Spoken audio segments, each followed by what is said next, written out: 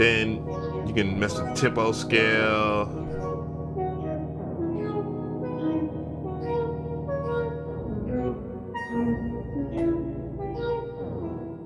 Oh my God, this is tough. Crabtendo. What is going on, guys? I'm back at it again, and this is a pretty popular topic right now. It's a new wave, I guess, if you want to consider that a wave or not.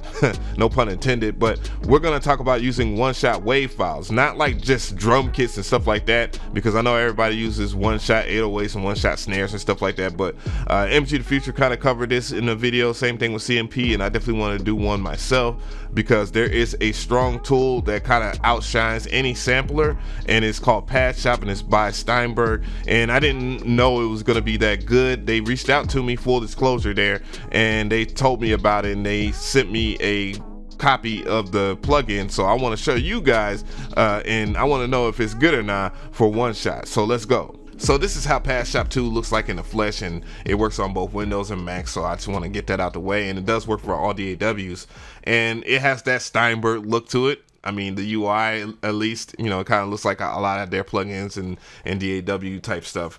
And there's nothing wrong with that. I'm running a 1920 by 1080 resolution. So, you know, if you have like a 4K resolution, there's no real way to adjust it. At least I didn't see that. I am still rocking the earlier build. So basically, it has no sounds right now. What you can do is just drag and drop some stuff in here. So I'm gonna reach into my one-shot bag over here, grab a little Nintendo sound here that I sampled, was SNES sound that I sampled from ActRaiser 2, and you start to notice something on play something. So it's already a little low in terms of sound here. So what you can do is adjust the auto gain, and by adjusting the auto gain, you'll be able to hear the sound. Now that sounds much different from that sound right there. So I know a lot of you guys will be like, well, maybe I want it to be the loop and stuff like that, like how I would set it up in FL Studio. You can do that in here. You could just adjust the start and end point, and that's one of the things I kind of complain about this plugin right here. It's a little difficult to do that. With some practicalness, you can adjust it to where you want it.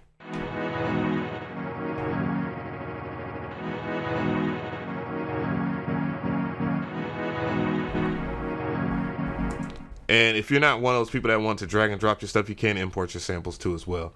I don't know why you would want to, but yeah, you can do that. So now that we have that sound here, and you have different options that I want to show you. You can change the position right over here. You can just tap on the screen.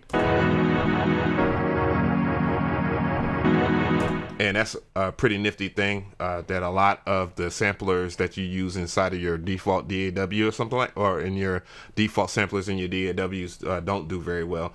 You can change the pitch and stuff like that too as well.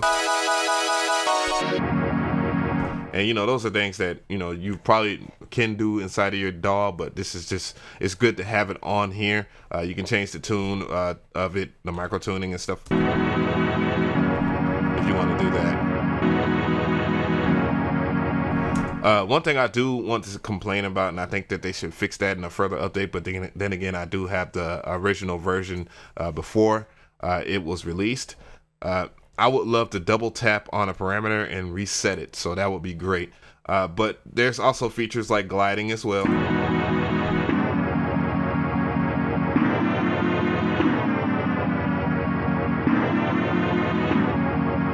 And you can adjust how many polyphony is in there. You can make it mono by default there.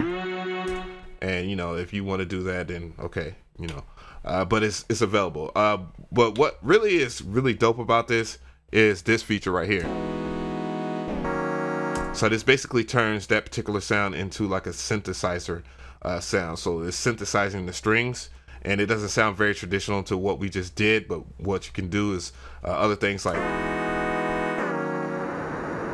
set up random, and you won't be able to hear that unless you are on something that has stereo dynamics. So if you're on a smartphone, usually those are monodynamics, unless smartphones have really got there. I don't know, I'm not privileged. So other than that though, you can change the speed.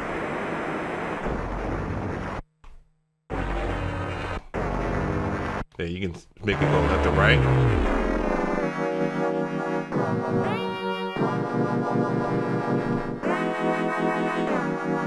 and reset that to 0 so we can get the original sound back. Then, you know, you have other features as well. What you will notice is that when you highlight on a parameter, it tells you basically what it is from a nutshell. You also can change the shapes too, and that changes the sound ever so slowly but surely. Also, again, you can change the loop points too as well to wherever you want the speed to go.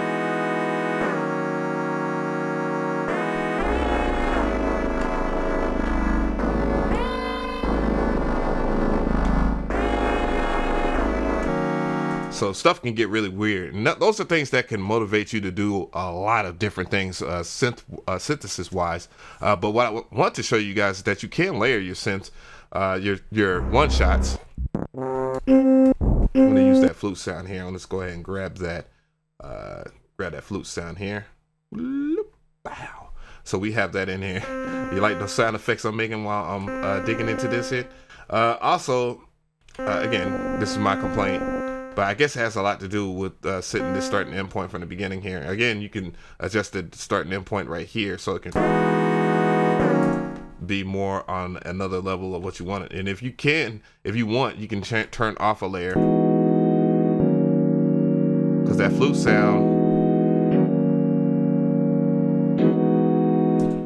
sound wasn't being expressed right. And you also can blend with this mix right here. So if you have both layers turned on and you just want to go to B, so you might want to do something with that a little later, like what this is quite capable of doing, which is modulation. So I'm going to go over here, grab a LFO. I'm just going to do some basic stuff here. You know, I'm just going to put that on the cutoff. You can do that. And you also can drag and drop your modulation too as well. So if I wanted to do a little faster, I could have did it that way. But, you know, since I have it here, now let's play with it. And of course, since I'm running a low pass filter, I'm going to have to dial it back a little bit. You have four LFOs, 2 which are mono, 2 which is polyphonic. I'm going to go with a monophonic here. I'm going to go ahead and map this to tempo because you can, and that is really dope. So let's go ahead and do that. Oops, let's do that for real. Make sure that you have your depth dialed in if you want to hear your modulation, of course. For all the sound design newbies, you also have your amplitude right over here, where you can change it to more of a pad type sound. It's already a pad type sound because it's a flute, so you know nothing will really change from that. You know, it'd be, if you want to adjust it so it doesn't have such a harsh curve at the very beginning, you can make it more pad-like. Padshop. But what really blew me away, outside of being able to do some basic stuff like changing the octave over here for that particular. If I go back over here and blend this, you'll notice something, and I know a lot of you guys might not get it up front.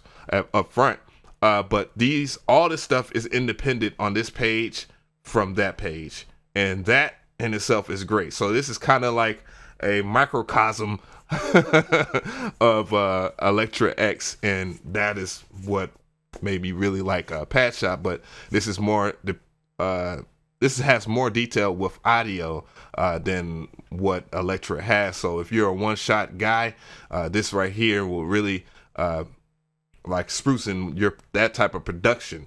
So getting back to it, of course, you do have arpeggiation, and again, this is separate so if I turn this on and go to A, it's off. So that means that you can get those nice crazy arpeggiation. Let's go ahead and hear what we got so far in B. I'm going to turn A off so we can just start messing with it.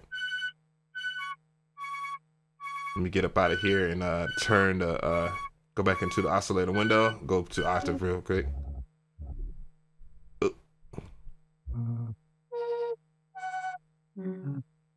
It's acting a little finicky here. I'll rock with that.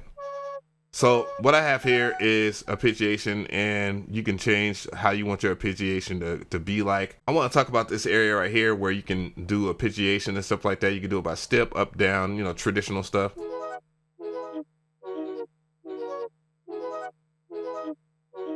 and then you just get a little crazy amount of pitchation. You can do restart mode, new chord, trigger immediately, next beat, go back into mode here. You can set it down. It's sounding a little crazy. Let me go over here to the effects section, which it does have an effects section, and we're gonna add some phaser to that, and we're gonna add some reverb.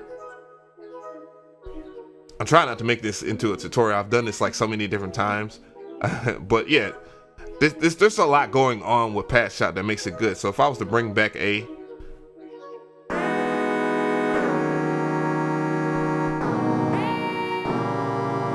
let's go back into B, mess with that up.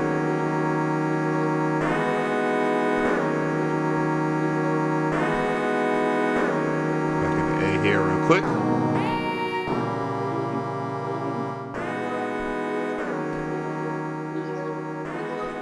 There we go. So now that you can hear, it's a blend of sounds.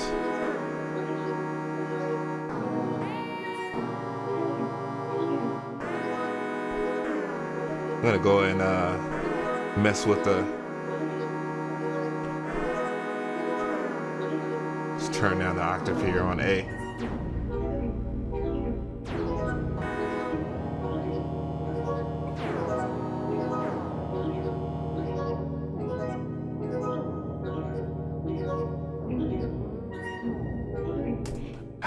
I kind of want to make a beat with this now, but yeah. Now that I got a little distracted though, you can mess with tempo and different types of performance, and then you can mess with the tempo scale.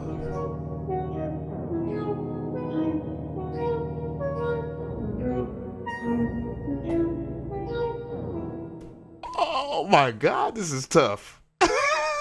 This is tough. Wow, that's tough.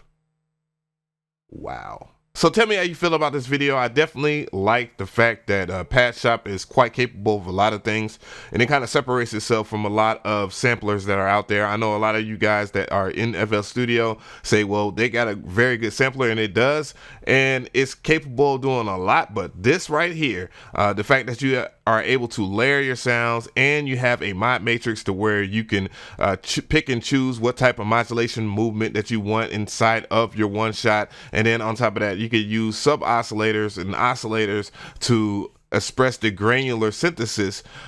That is far beyond what that sampler would do, and same thing with even Ableton Live, and that is a really tough pill to swallow itself. And then it supplies you with effects built inside. I guess a minor con will probably be the CPU usage, and I don't necessarily know how to gauge that with my current configuration or my current laptop, because my current laptop is pretty strong, but that might be an issue. The GUI in itself is pretty plain, but nonetheless, it is effective. I think all the options are right for the cost that you want to use it for. Do I give this the stamp of approval? I would say about 85% yes, 90% yes. I think it's pretty damn good. Even though it could be very niche, I think it does serve a purpose.